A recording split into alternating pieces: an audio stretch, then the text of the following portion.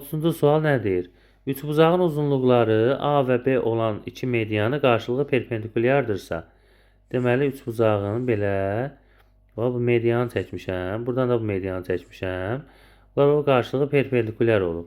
Elə bir biri A-dırsa, bu böyük hissəsinə düşür.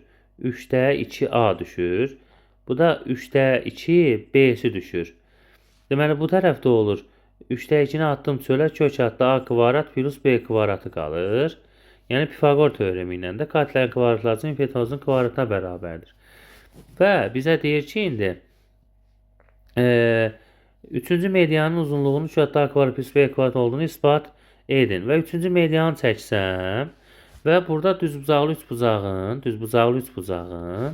düz bucaq təpəsindən hipotenuza çəkilmiş median hipotenuzun yarısıdır. Yəni bura qoyuram bir dənə x. X bərabərdir 3-də yarısı olacaq 3-də 1. Kök atdı A kvadrat plus B kvadrat. İndi bizə deyir ki, bunun isbatla bu x-də bura nədir? 2x-dir. Ümumi bu medianımız 3x eləyir. Və 3-ü də vursam 3-də 1 kök atdı A kvadrat plus B kvadrata. 3-lər gedər, qalar ilə kök atdı A kvadrat plus B kvadrat.